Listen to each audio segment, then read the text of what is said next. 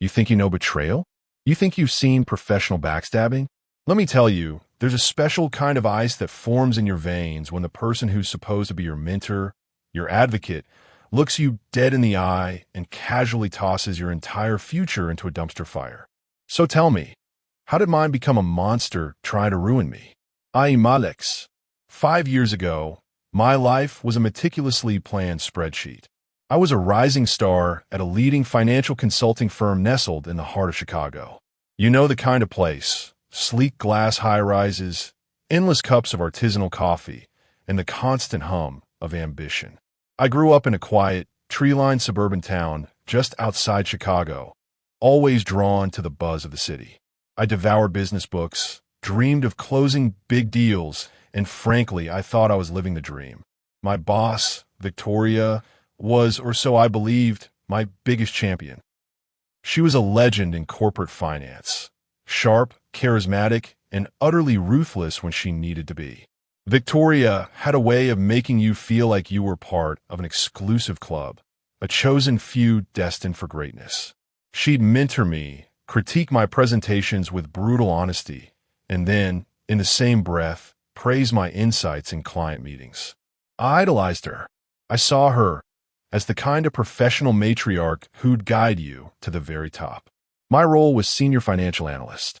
I handled some of the firm's most sensitive accounts, including the massive, multi-million-dollar portfolio for Global Innovators, our biggest client. The work was demanding, often burning midnight oil, but I thrived under the pressure. I was learning, growing, convinced I was on the fast track. I felt secure, part of something bigger. I trusted Victoria implicitly. That trust, I would soon learn, was a gaping, fatal flaw. It was a flaw that would cost me everything I had, and almost everything I was. The first crack in my perfect corporate facade appeared subtly.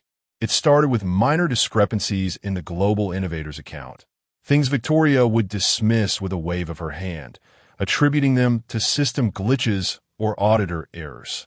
I'd flag them. She'd brush them off. My gut, though, started to murmur. Then came the email. An anonymous tip sent to my personal inbox, alleging financial irregularities within the Global Innovators account, hinting at internal malfeasance. It was vague, but unsettling. I showed it to Victoria, expecting her usual decisive action. Instead, she just laughed a brittle, dismissive sound. Another disgruntled ex-employee, Alex. Don't let it distract you. I let it go, against my better judgment, telling myself she knew best. A week later, I arrived at my desk to find my access badge deactivated. My computer was locked. Security escorted me to a conference room where Victoria sat, not with her usual power stance, but with a look of feigned sorrow. Opposite her, a grim-faced HR rep and two serious-looking men in dark suits introduced themselves as forensic auditors. The air was thick with accusation. Alex, Victoria began, her voice a low, regretful whisper. This pains me to do, but we've uncovered some significant irregularities in the Global Innovators account. Embezzlement, to be precise. And all signs, unfortunately, point to you. My world didn't just stop, it imploded. Embezzlement? Me? That's insane. I flag every discrepancy. I showed you the anonymous email. Victoria Said, a theatrical gesture. Yes, the email you conveniently received after the transfer started. And the planted evidence, Alex, is quite damning. They show me printouts. Fabricated emails from my company account authorizing transfers to shell corporations, forged signatures that looked eerily like mine, and a trail of digital footprints leading directly to my workstation. It was meticulously crafted, terrifyingly convincing. Istamred, I pleaded, I argued. My voice cracked as I pointed out the flaws, the inconsistencies I'd flagged. Victoria just shook her head, her eyes devoid of the warmth I once admired. We'll need your resignation, Alex. Quietly, and we won't press charges. Resignation? My career was over. My reputation would be destroyed. No, I whispered, the word feeling too small for the monumental injustice. I won't resign. I didn't do this. That refusal sealed my fate. Within hours, I was escorted out of the firm, my box of personal effects clutched tight. The whispers started instantly. Colleagues I'd laughed with, shared late-night takeout with, averted their eyes. The public humiliation was a fresh wound, festering every day. The news didn't hit local headlines, thanks to the firm's powerful PR machine, but within the finance world, Alex, the embezzler, became a cautionary tale. My career was dead. The next few months were a blur of despair. My savings dwindled, lawyers' fees piled up, and every job application was met with polite rejections, or worse, silence. I moved out of my small apartment, selling everything I could. I felt utterly alone, abandoned by the professional community I'd pour my life into.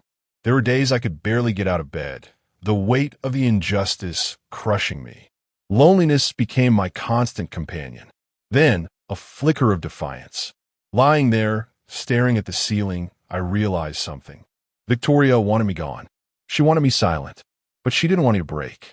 And that thought, that realization, ignited a cold, hard ember of resolve within me. I wouldn't break. I would fight back. I started small. Leveraging what little network I had left, I found a few freelance consulting gigs. No big firms would touch me, but smaller businesses, ones that valued raw talent over spotless corporate records, were willing to take a chance. I worked tirelessly, often from coffee shops or public libraries, slowly rebuilding my reputation, one successful project at a time. I specialized in financial efficiency for burgeoning businesses, helping them navigate complex regulations. My grit paid off. Within 2 years, Alex Consulting Solutions was thriving, not just surviving. I had real clients, real revenue, and a growing team. I wasn't just back on my feet. I was building my own empire, brick by agonizing brick. It was precisely at that point, just as I was landing my biggest client yet, a leading digital solutions provider called FutureWave Tech, that Victoria reappeared. Not in person, but in a series of chilling, anonymous emails sent to FutureWave Tech CEO. They contained veiled warnings, thinly disguised accusations about my past financial irregularities, and even screenshots of fabricated news articles from obscure blogs that the firm had clearly planted years ago. Concerned citizen, the emails were signed. The audacity was breathtaking. Victoria was trying to sabotage my livelihood again. My stomach twisted with a familiar rage, but this time it wasn't despair. It was pure, unadulterated fury mixed with a cold, calculating resolve. She thought she could bury me once, and now she thought she could bury my comeback. She was sorely mistaken. This renewed attack, however, inadvertently gave me a crucial lead. One of my new team members, Mark, a young but brilliant digital forensic specialist, noticed a subtle metadata anomaly in the emails. "It's an older server, Alex," he'd said, squinting at his screen. "Looks like it was routed through a defunct subsidiary of the firm's parent company. A server that was supposed to be decommissioned years ago. A defunct subsidiary." My mind raced. I remembered a project Victoria had been heavily involved in, a complicated merger with a smaller company that had gone sideways. She'd been under immense pressure then. Could that be it? Could her original embezzlement have been tied to something from that time? My initial suspicions had always been that she used me as a scapegoat for some internal mishap, but the depth of her desperation and the specific timing of those earlier discrepancies in the Global Innovators account started to click into place. I remembered Victoria's frantic phone calls around that period, hushed conversations behind closed office doors. The exact period when the Global Innovators discrepancies I flagged had started. I started digging, cautiously at first, then with increasing fervor. My current clients, thankfully, believed in me enough to brush off Victoria's smears, giving me the breathing room I needed. They saw the quality of my work, not the shadow of a corporate smear campaign. This unwavering trust from them was an unexpected strength, a powerful antidote to the poison Victoria was still trying to inject into my life. I reached out to an old colleague from my former firm, David. He had left shortly after my forced exit, disillusioned. He was wary, but after a tense coffee meeting, He admitted that Victoria had been under immense pressure to cover up massive losses from a botched investment deal she had championed. A deal so disastrous it threatened her very senior position. She was scrambling. Alex, he'd said, lowering his voice. She diverted funds from the Global Innovators account to artificially inflate the numbers on that bad deal, then covered her tracks. The anonymous tip you received? That wasn't just disgruntled. That was an insider who knew enough to be dangerous, but not enough to expose Victoria directly. David gave me access to an old archive project management platform, a digital ghost town of old files. We spent weeks sifting through it. Then a breakthrough. A hidden folder, cleverly disguised, containing correspondence between Victoria and a shell company director, discussing temporary fund reallocations and creative accounting adjustments. It was thin, but it was a thread. The real aha moment came when Mark, my forensics guy, managed to recover deleted logs from that defunct subsidiary server. He found evidence of unusual activity around the time of the Global Innovators embezzlement, specifically a series of manual overrides in the accounting system that circumvented normal audit trails, all traced back to Victoria's specific secure network credentials. The same server that housed her anonymous emails to my new clients. It wasn't just embezzlement. It was a massive, desperate cover-up of her own catastrophic failures, and I was merely the convenient fall guy. This wasn't just about clearing my name anymore. It was about exposing a predator who operated with impunity. Victoria didn't just frame me. She used her power to silence anyone who threatened her carefully constructed image. My loneliness transformed into a burning, strategic calm. I had the means, I had the motive, and now I had the undeniable proof. The question from my darkest days, why me? How could this happen? Were slowly being replaced by, how will I make sure this never happens to anyone else? The stage for Victoria's downfall was set. The annual Industry Leadership Summit in Chicago was the perfect arena. It was the sector's biggest event, teeming with financial executives, investors, and media. Victoria was scheduled to give the keynote address on ethical leadership in volatile markets. The irony was so thick you could cut it with a knife. I arrived early, impeccably dressed, my heart thrumming with a mix of nerves and adrenaline. Mark and David were in place, ready to execute our meticulously planned reveal. My new FutureWave tech client, Sarah, the CEO, was also there. She had become an unexpected ally, believing in my talent despite Victoria's smears. I'd briefed her, given her a redacted dossier of my findings, and she'd promised to be a witness to the truth. Victoria took the stage, radiating her usual polished confidence. She launched into her speech, all corporate buzzwords and platitudes. My hands, hidden in my pockets, gripped the USB drive containing everything. This wasn't just about ending her career. It was about shattering her carefully constructed reputation, publicly and irrevocably. When she opened the floor for questions, I walked calmly to the microphone. The room, filled with thousands, seemed to hold its breath. Victoria's eyes, scanning the crowd, landed on me. Her confident smile faltered. A flicker of recognition, then a cold, hard glare. "Yes, young man," she managed, her voice suddenly tight. "Victoria," I began, my voice clear and steady, amplified by the conference hall system. "My name is Alex. I used to work for you at your former firm." A murmur rippled through the crowd. I could see some of the firm's current employees, some of my old colleagues, whispering, their eyes wide with recognition. Victoria's face drained of color. "Mr. Sharma," she cut in, "this is a professional forum. Any personal grievances?" "This is not personal, Victoria. This is about professional integrity. This is about embezzlement. Your embezzlement." The murmurs became an uproar. Victoria started to shout, "Security! Get him out of here. He's a disgruntled former employee with a history of..." But I didn't let her finish. "The embezzlement that cost your firm millions, Victoria. The one you framed me for 5 years ago to cover your own tracks after the disastrous regional acquisition losses." I signaled Mark. On the massive screens behind Victoria, usually reserved for her presentation slides, suddenly flashed a projection. It wasn't a slideshow.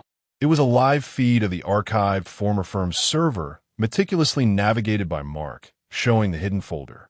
Then, the recovered log files, highlighting the manual overrides traced to Victoria's specific secure network credentials. Finally, the internal correspondence between Victoria and the shell company director, dates aligning with the global innovator's discrepancies. It was all there, undeniable. The noise in the room died down to a stunned silence. You could hear a pin drop. Victoria stared at the screen, her face contorting, first in disbelief, then panic, then pure, unadulterated rage. She lunged for the microphone. "This is fake. Fabricated. He's a criminal. Am I?" I retorted, my voice unwavering. "Where are you?" "These are recovered internal documents, verified by a forensic expert, and those anonymous emails sent to my new clients, attempting to sabotage my business? They routed through the very same decommissioned server." "Your server, Victoria." A cacophony erupted. People were on their phones, recording, posting. The room was a whirlwind of flashes and shouts. Victoria's PR team, who had been sitting front row, stood up, horrified, some even starting to back away from her. The organizers of the summit rushed the stage. Sarah, the CEO of FutureWave Tech, my client, stepped forward, grabbing a mic. "I can attest to the harassment Alex has faced. My company received similar malicious emails. We believe in Alex, and frankly, this evidence explains a lot about some of the system glitches we've heard about from his former firm over the years." Her public support was the final nail in Victoria's coffin. Victoria, cornered and exposed, finally snapped. She screamed, "You little bastard! I made you. I could have destroyed you then, and I will destroy you now." Her perfectly composed facade shattered into a million pieces. She was no longer the poised executive. She was a desperate, unhinged woman, her true self revealed for all the world to see. Security officers, summoned by the organizers, moved in. Victoria fought them, flailing, yelling obscenities, until they finally restrained her. The hook's questions were answered, right there, on that stage. The monster who abandoned me, the reason for her greed, and the beginning of the shocking lesson. She was unmasked, her professional image utterly destroyed, live and in public. This wasn't just a confrontation. It was her public execution. The aftermath was swift and brutal for Victoria. Within hours of the conference expose, videos of her meltdown and the evidence presentation went viral across every financial news outlet and social media platform. The firm, reeling from the scandal, immediately announced her termination, stating they were fully cooperating with authorities regarding the serious allegations brought to light. The legal ramifications were swift. The evidence I presented, coupled with Sarah's testimony and a renewed internal investigation at the firm, was overwhelming. Victoria was arrested the following week, charged with multiple counts of corporate fraud and embezzlement. The initial attempts by her high-powered lawyers to discredit my evidence or claim I was acting out of revenge quickly crumbled under the weight of the facts. The financial community, once Victoria's stronghold, turned on her with a vengeance. Her name became synonymous with corporate disgrace. Former colleagues and professional acquaintances distanced themselves, unwilling to be associated with such a public scandal. Her social media was flooded with condemnation. She lost everything: her career, her reputation, her freedom. She was found guilty and sentenced to a substantial prison term, along with hefty fines and mandated restitution to her former firm. The justice system, slow but sure, had caught up to her. For me, the fog finally lifted. My name was cleared publicly and emphatically. The firm issued a formal apology, even offering me a senior position, which I politely declined. Alex Consulting Solutions soared. The FutureWave Tech contract led to many more, and my business tripled in size. The experience, while harrowing, had forged me into a sharper, more resilient, and ultimately more compassionate leader. I learned that true power isn't about control or deception, but about integrity and unwavering resolve. I also learned that trust, once shattered, can sometimes be rebuilt but only with those who prove themselves worthy. Victoria is currently serving her sentence in a federal correctional facility, stripped of her titles, her wealth, and her dignity. Her name is now a cautionary tale for aspiring executives, a stark reminder of the consequences of unchecked ambition and betrayal. I have heard she blames everyone but herself. David, my former colleague, now works for me at Alex Consulting Solutions, leading our investigative audit division. Mark, our digital forensics genius, is now a partner in my firm. Sarah, the CEO of Future Wave Tech, remains a valued client and a close friend, a testament to the power of unwavering belief in someone's character. My life in Chicago is flourishing. I still live in the urban center, but in a larger, brighter loft office where I oversee a team of 20 dedicated consultants. I often speak at universities about ethical leadership, sharing my story not for vengeance, but as a warning and as a message of hope. The experience of being framed, of losing everything, taught me that true wealth isn't just financial. It's about integrity, the allies you gain, and the unwavering belief in your own truth. The deep wounds of betrayal heal, but they leave scars, scars that remind you to never compromise your principles. Victoria's greed cost her everything, and it taught me that the most powerful lesson you can teach someone who throws you away is simply to rise, stronger and more powerful than they could ever imagine, and then to ensure they face the music publicly and unequivocally. I don't carry the anger anymore. I carry the strength. And that, in itself, is the greatest victory.